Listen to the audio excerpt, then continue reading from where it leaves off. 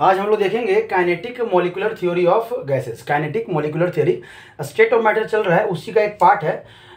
Gas के molecule का अपना काइनेटिक एनर्जी होता है और हर मॉलिक्यूल का अपना अलग अलग काइनेटिक एनर्जी होता है, ठीक है। जिसके कारण उनका कोलिजन भी होता है और उसी कोलिजन के कारण जो है ना, वो कोई भी गैस है जिस सिलेंडर में रखा हुआ है वो क्या लगाता है, प्रेशर लगाता है। क्या लगाता है, प्रेशर लगाता है।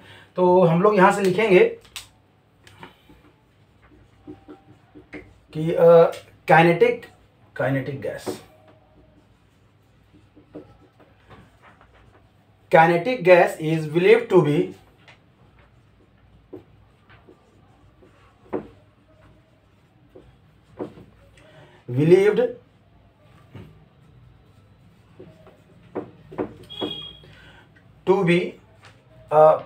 परफेक्ट बोलिए या आइडियल बोलिए, परफेक्ट गैस, या बीच में हम लोग बोल सकते हैं आइडियल गैस, ठीक है।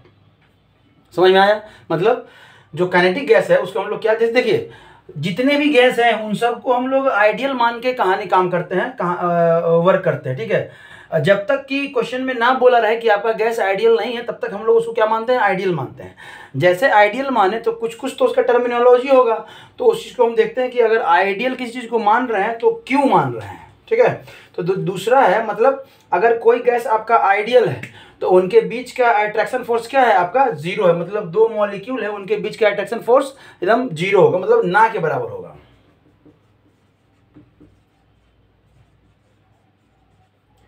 Inter molecular force of attraction, intermolecular force of attraction are taken to be zero, ठीक है। मतलब अगर कोई गैस है उनके मॉलिक्यूल के बीच में कोई अट्रैक्शन नहीं है तो हम कह सकते हैं कि वो गैस क्या है, आपका आइडियल गैस है। क्या है, आपका आइडियल गैस है, ठीक है। नेक्स्ट लाइन जो हम लोग बोलेंगे कि जितने भी गैस हैं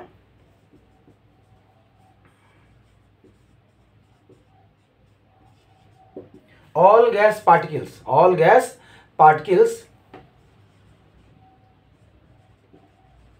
assume to पॉइंट पार्टिकल्स, ठीक है। जितने भी गैस के पार्टिकल्स हैं उनको हम लोग क्या एज्यूम कर रहे हैं कि वो पॉइंट पार्टिकल्स है, मतलब उनका अपना कोई वॉल्यूम नहीं है। समझ में आया? The volume of the gas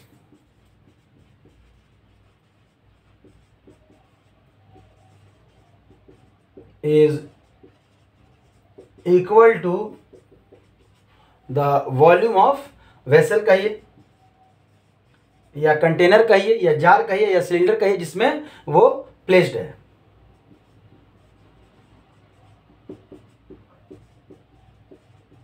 placed कहिए या फील कहिए, फील कर सकते हैं, अब ज़्यादा अच्छा रहेगा,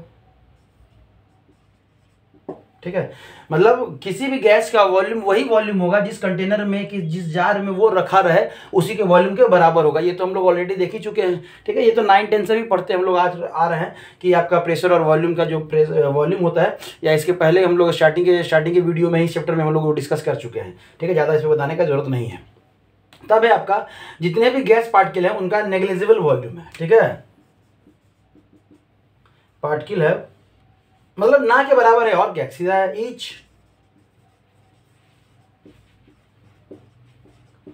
each gas particle has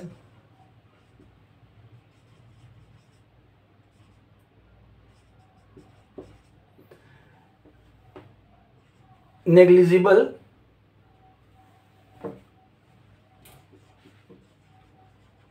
volume, ठीक है। आपका क्या है, नेग्लिजिबल वॉल्यूम किसी भी गैस के पार्टिकल का। तब है कि जितने भी पार्टिकल्स हैं उनका जो वेलोसिटी है वो अलग अलग है। जितने भी गैस पार्टिकल्स हैं उनका क्या है, अलग अलग अपना अलग अलग वेलोसिटी है। तो हम कह सकते हैं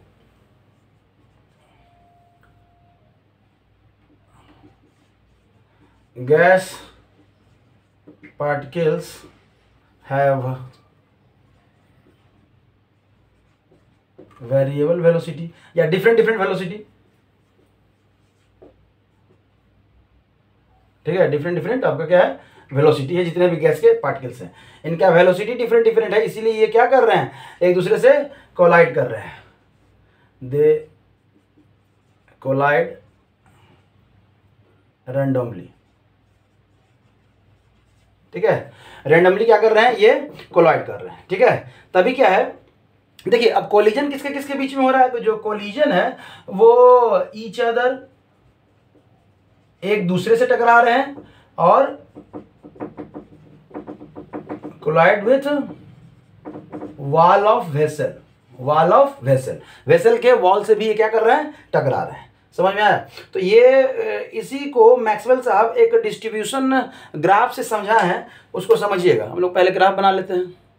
अब देखिए मैक्सवेल साहब एक ग्राफ बनाए हैं जिसमें आपका वाई एक्सिस पे रखे हैं फ्रैक्शन ऑफ मॉलिक्यूल्स, मतलब मॉलिक्यूल्स का फ्रैक्शन, और इधर रखे हैं वेलोसिटी। और ये 3 लाइन आप सेक्शन देख रहे होंगे, आप ये 3 सेक्शन देख रहे होंगे। इधर है ना बहुत कम मॉलिक्यूल हैं जो बहुत हाई वेलोसिटी में रहते हैं, मतलब ये एक सिलेंडर में रखे हुए गैस के पार्टिकल्स के बारे में बता रहे हैं कि बहुत कम है जो हाई वेलोसिटी में होते हैं और बहुत कम है जो लो वेलोसिटी में। ये सेक्शन काटे हैं, ये ग्राफ से सेक्शन काटे हैं, बहुत कम है जो लो वेलोसिटी में रहते हैं, ठीक है। और लगभग ये जितना भी ये वाला जो सेक्शन है ना, ये वाला जो सेक्शन है वो लगभग है कि मोस्ट प्रोबेबल वेलोसिटी, मतलब कह सकते हैं मीडियम, ना ज़्यादा ना कम, वो एवरेज स्पीड से क्या है ना अपना वो घूम रहा है। ये इसी को यहाँ पे कहते हैं मोस्ट प्रोबेबल वेलोसिटी। ये वेलोसिटी से समझाने की कोशिश की है कि हमारा एक ही सिलेंडर में गैस के जितने पार्टिकल्स हैं वो किस किस स्थिति में है, सबका सेम वेलोसिटी नहीं है। कुछ का वेलोसिटी बहुत कम है, कुछ का वेलोसिटी बहुत ज़्यादा है, और मोस्ट ऑफ द जो पार्टिकल्स हैं उनका एवरेज वेलोसिटी आप कह सकते हैं या मोस्ट प्रोबेबल वेलोसिटी उनका है, जिसको कि ये समझाए थे मैक्सवेल साहब। ये कौन दिए, तो मैक्सवेल, ये क्रिकेट वाले मैक्सवेल साहब नहीं है, ठीक है।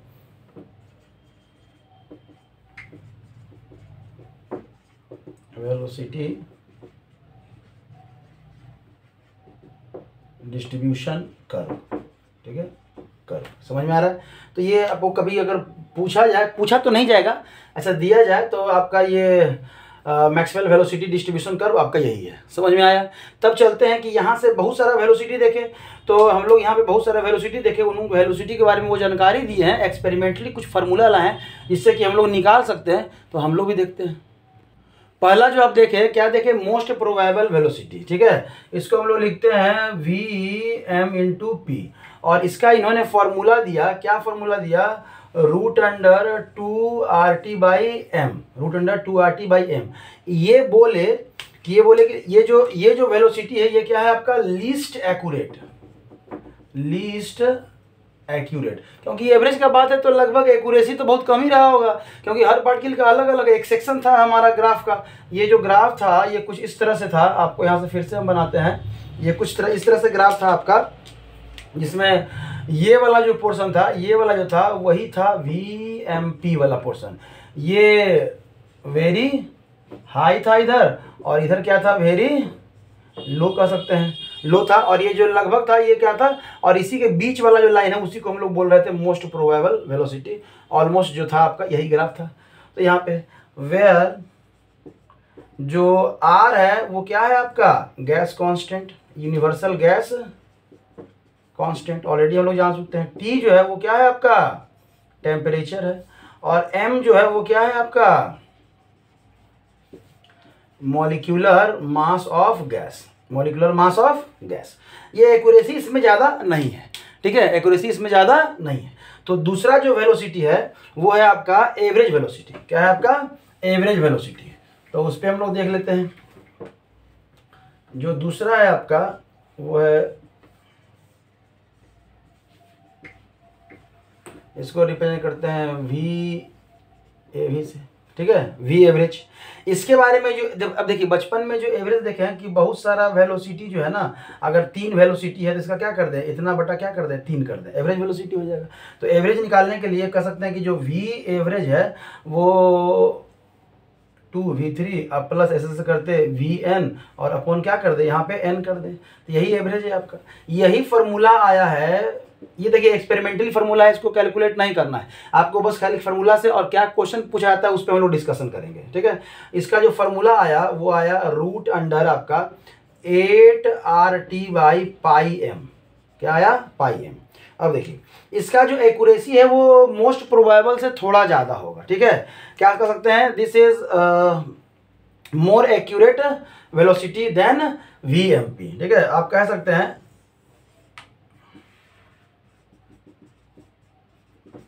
मोस्ट या मोर कह सकते हैं, मोर एक्यूरेट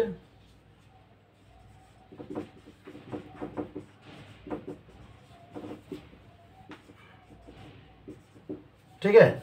यहाँ पे m क्या है, वही molecular mass, r gas constant, t आपका टेम्परेचर, और पाई जो हम लोग यूज करते हैं 3.14 पाई का जो वैल्यू मैथ में यूज करते हैं वही है, ठीक है। और तब एक सबसे इंपॉर्टेंट आपका जो वेलोसिटी है वो है VRMS, root mean square velocity, root mean square velocity. तीसरा जो है आपका क्या है, root mean square velocity, root mean square मतलब किसका, मीन, एवरेज का आप क्या कर दे, स्क्वायर रूट कर दे, क्या कर दे, रूट मीन, मीन का स्क्वायर रूट। मतलब अभी हम लोग देख रहे थे तो ये जो v, इसको शॉर्ट में हम लोग बोलते हैं VRMS, रूट मीन स्क्वायर। तो इसको जो अगर रूट RMS अगर बोले तो ये रूट अंडर क्या हो गया, एवरेज। तो ये आपका V1 प्लस V2 स्क्वायर, ठीक है, आप प्लस V3 ऐसे करते करते VN क्या स्क्वायर अपन क्या हो जाएगा आपका n। इसी का जो आपका कैलकुलेशन है वो सीधा फॉर्मूले पे आप आ जाइए, और ये होता है रूट अंडर आपका 3RT बाई क्या होता है m। ये 3 फॉर्मूला, और ये अभी तक का मोस्ट एक्यूरेट आपका क्या है, आपका वेलोसिटी, अभी तक का मोस्ट एक्यूरेट वेलोसिटी है। तो 3 वेलोसिटी हमारे पास आया, और तीनों के बारे में हम लोग यहाँ पे देखें, फॉर्मूला ही देखना है तब है कि इन तीनों को फिर से एक बार जरा हम लोग समझते हैं। इसका जो क्वेश्चन पूछेगा कैसा पूछेगा, इसका जो एवरेज, इसका जो हम लोग देखे अभी फॉर्मूला देखे वो क्या देखे, रूट 2RT बाई क्या देखे हम लोग, m देखे, ठीक है। इसका जो फॉर्मूला देखे वो हम लोग क्या देखे, रूट 8RT बाई क्या देखे, पाई m देखे। और इसका जो फॉर्मूला देखे वो क्या देखे, आपका रूट 3RT बाई क्या देखे आप, 3RT बाई m देखे। कोई दिक्कत, 3RT बाई सॉरी हाँ ठीक, तो 3RT बाई m देखे। चलिए यहाँ तक में किसी को कोई दिक्कत नहीं।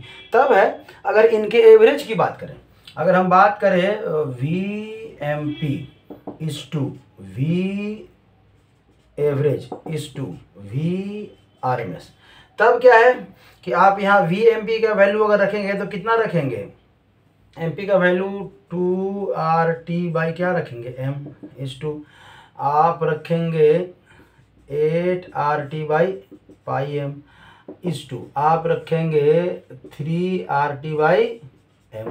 अब देखिए यहाँ से क्या क्या कॉमन है रेशियो में, तो क्या क्या निकल जाएगा, ये m सबका निकल गया, ये RT निकल गया। तो बचेगा क्या आपका जो बचेगा यहाँ पे दिखेगा, हाँ यहाँ पे दिखेगा आपका रूट सबका हट गया। तो आपका जो बचेगा वो क्या बचेगा, यहाँ पे 2, चलिए समझ में नहीं आ रहा तो रूट 2 इज टू यहाँ पे क्या बचेगा आपका 8 बाई पाई, और इज टू आपका यहाँ पे क्या बचेगा रूट 3, क्या बचेगा रूट 3।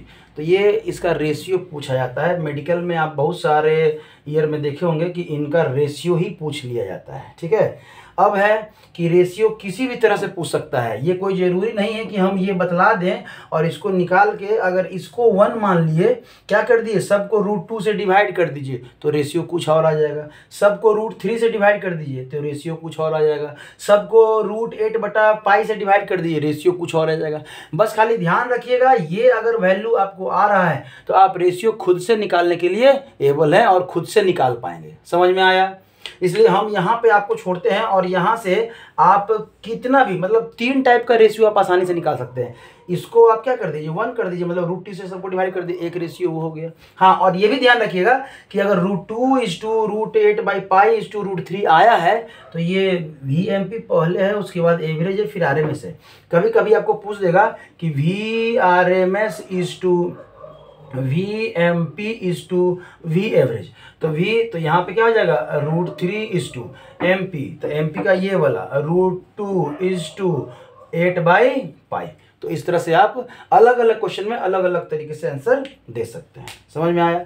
चलिए इस पे कुछ क्वेश्चन कर लेते हैं।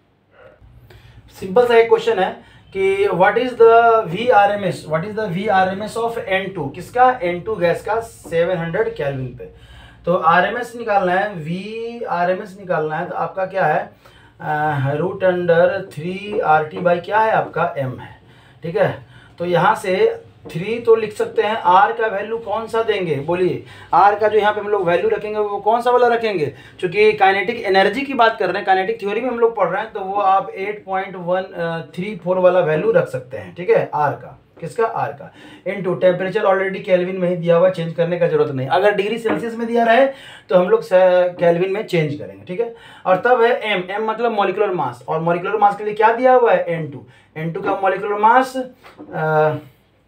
28, 14, 1 का 14 और 2 का कितना हो जाएगा 28 ग्राम, तो यहाँ पे कितना हो जाएगा 28। अब ये 28 क्या है आपका, ग्राम है, क्या है, ग्राम है, तो इसको हम लोग क्या करेंगे, केजी में करेंगे, तो इंटू 10⁻³ तो यहाँ पे 10⁻³ से मल्टीप्लाई करेंगे और क्या हो जाएगा, रूट अंडर हो जाएगा, समझ में आया। तब जो वैल्यू है ये 3 ऊपर कर दीजिए, और ये अगर काटेंगे तो ये 7 से 100 बार में और ये 4 बार में, तो ये 4 से काट दीजिए तो 3 इंटू ये बचेगा 4 दूनी 8.0 और अप्रोक्सीमेटली 8 नहीं तो 8 ले लीजिए, जैसे 9 ले लेते तो और अच्छा रहता, ठीक है, आप 8 ही ले लीजिए। इंटू क्या है यहाँ पे 100 और ये चला गया ऊपर में तो कितना हो गया 10⁻³ हो जाएगा। तब आपका आ गया 3 दूनी 6 6.24, अच्छा होता 25 हो जाता तो ठीक ही रहता। चलिए इतना इंटू 10⁻³ क्या है आपका 5 रूट अंडर, समझ में आ रहा है। अब इसको कैलकुलेट कर लेंगे तो जो आपका वैल्यू आया वही आपका आंसर हो जाएगा। लगभग ये कितना के बराबर आएगा, तो लगभग ये जो वैल्यू आएगा 770 मीटर पर सेकेंड के बराबर आएगा हमारा। आप लोग अपना कैलकुलेट कर लीजिएगा, समझ में आया, ठीक है। और कुछ क्वेश्चन करते हैं। नेक्स्ट क्वेश्चन करने से पहले हम लोग एक रिलेशन देखेंगे, काइनेटिक एनर्जी और टेम्परेचर का कुछ रिलेशन है हमारा, यहाँ पे समझिएगा कि आप अभी लिखे V, यहाँ से स्टार्ट करते हैं, थोड़ा हमारा थ्योरी जो है लोग लंबा जाएगा। हम लोग लिखे VRMS इक्वल टू क्या लिखे, √3 RT बाई M लिखे, ठीक है। अगर रूट हटा दें तो यहाँ पे क्या हो जाएगा, VRMS का क्या हो जाएगा, स्क्वायर हो जाएगा। तो ऐसे भी कर सकते हैं, स्क्वायर इज इक्वल टू यहाँ क्या हो जाएगा 3 RT बाई क्या हो जाएगा M हो जाएगा। इसको इधर ले आइए और इसको RT को यहीं पे छोड़ दीजिए, मतलब कह सकते हैं कि RT इज इक्वल टू यहाँ पे बच गया ये 1 बटा क्या हो जाएगा 1/3 M इंटू V² RMS, ठीक है, ये हो गया। अब चलते हैं अकॉर्डिंग टू आपका फ्रॉम आइडियल गैस इक्वेशन से, क्या है PV इक्वल टू हम लोग क्या लिखते हैं nRT लिखते हैं, क्या लिखते हैं nRT लिखते हैं। RT के बदले हम लोग क्या लिख देंगे, इसको लिख देंगे, तो PV इक्वल टू क्या हो जाएगा N into 1/3 M V² RMS। तो इसी को अगर अच्छे से लिखे तो PV इक्वल टू क्या होता है 1/3 N कर दीजिए पहले, 1/3 N इंटू आपका क्या हो जाएगा M इंटू क्या हो जाएगा V² RMS। समझ में आया यहाँ से।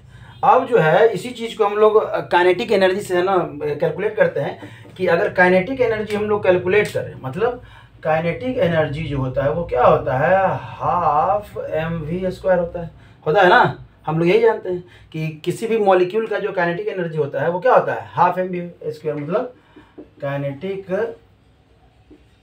एनर्जी ऑफ आपका क्या है molecules, kinetic energy of molecules, ठीक है, तो 1/2 mv²।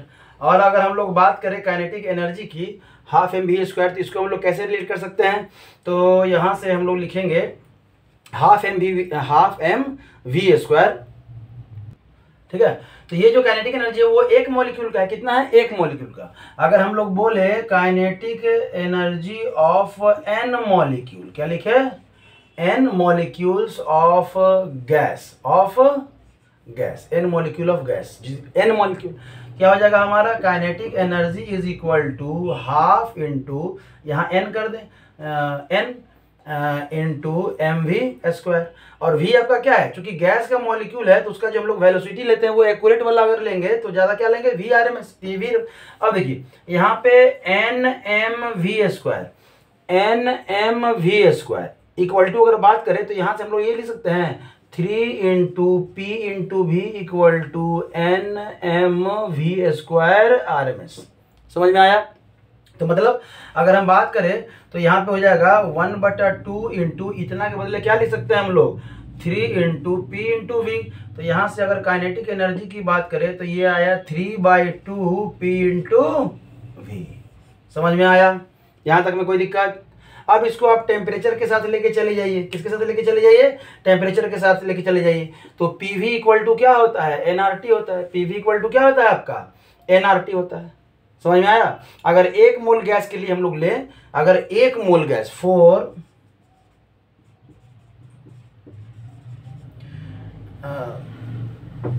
चलिए पहले kinetic energy equal to 3/2 nRT लिख सकते हैं। PV इक्वल टू nRT से। यहां तक में कोई दिक्कत नहीं। तब हम लोग 1 मोल गैस, अगर 1 मोल गैस है तब क्या होगा? Kinetic energy equal to 3/2 n के जगह पे क्या है? ये मोल है। मोल कितना हो गया? 1। देखिए ये नंबर था, ये नंबर था n नंबर, और ये मोल हम लोग जो रिप्रेजेंट करते हैं, कंफ्यूज नहीं करना है, RT। यहाँ तक में कोई दिक्कत? मतलब यहाँ से एक रिलेशन आया कि हमारा जो काइनेटिक एनर्जी है वो टेम्परेचर के क्या है? डायरेक्टली प्रोपोर्शनल है। क्या है आपका? डायरेक्टली प्रोपोर्शनल है। तो यहाँ से हम लोग कह सकते हैं, हम लोग चले कहाँ से थे और कहाँ पहुँच रहे हैं। बहुत अच्छा फार्मूला हमारे पास आ रहा है कि जो काइनेटिक एनर्जी है वो डायरेक्टली प्रोपोर्शनल किसके हो गया? टेम्परेचर के। मतलब आप किसी भी गैस का टेम्परेचर बढ़ाइएगा उसके मॉलिक्यूल का काइनेटिक एनर्जी क्या होगा? बढ़ेगा ही बढ़ेगा। अगर चलिए इसी चीज़ को अगर हम लोग कुछ सॉल्व करें तो यहाँ पे है आपका 3/2, R का वैल्यू आप चूंकि एनर्जी है तो 8.14 ले लीजिए, और इंटू क्या है आपका? T। मतलब ये जो लगभग जो आपका आएगा, आप 2 बार में काट दीजिए तो 3 × 4.07 इंटू क्या है? T 12। तो लगभग ये जो काइनेटिक एनर्जी आ जाएगा वो 12.21, वाह 12.21 इंटू क्या हो जाएगा? T। ठीक है। तो ये जो रहा आपका एनर्जी का फॉर्मूला आया, मतलब काइनेटिक एनर्जी का रिलेशन आया टेम्परेचर के साथ। समझ में आ रहा है? इतना जूल। अब जितना टेम्परेचर देते जाइए उस तरह से आपका जूल में एनर्जी का वैल्यू आता चला जाएगा। कोई दिक्कत? बोलिए, यहां तक में किसी को कोई दिक्कत? ठीक है। तो यहां से अब हम लोग एक क्वेश्चन करते हैं। एक सिंपल सा क्वेश्चन है, मेडिकल वगैरह में पूछा गया है पहले कि काइनेटिक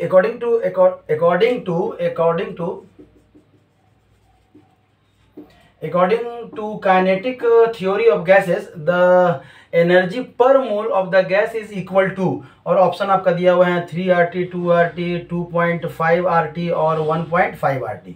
ऑलरेडी अभी हम लोग का फॉर्मूला यहीं पे बना हुआ है। जो काइनेटिक एनर्जी है वो क्या होता है? 3/2RT। अब देखिए 3/2RT ना देखिए, यहाँ कंफ्यूज करने के लिए क्या कर दिया? 1.5RT दे दिया। यही आंसर है। तो इस तरह का सिंपल क्वेश्चन आपको पूछा जाएगा, और नहीं तो आपका वहाँ से जो RMS स्पीड, एवरेज स्पीड और ये बतलाए हैं वहाँ से उनका रेशियो पूछा जाता है। ऑलमोस्ट इतना ही है काइनेटिक थ्योरी ऑफ गैसेस में, टेम्परेचर और काइनेटिक एनर्जी के साथ। और एक आपका काइनेटिक एनर्जी के साथ आप डी ब्रॉगली में पढ़े होंगे काइनेटिक एनर्जी के साथ कि जो वेवलेंथ का, जो हम एक रिकॉल कर दे रहे हैं, वेवलेंथ का जो रिलेशन है वहाँ पे क्या था आपका? 2m × kinetic energy, 2m × H/2n × kinetic energy. तो ये काइनेटिक एनर्जी वाला पोर्शन जो है ना, आपको हम वहाँ भी जब पढ़ा रहे थे चैप्टर 2 में, तो वो बोले थे इंपॉर्टेंट है, और आपका यहाँ भी काइनेटिक एनर्जी का टेम्परेचर के साथ रिलेशन आ गया है, तो ये भी इंपॉर्टेंट है। इन दोनों पोर्शन को अच्छे से कर लेना है और अपना रिवाइज कीजिए।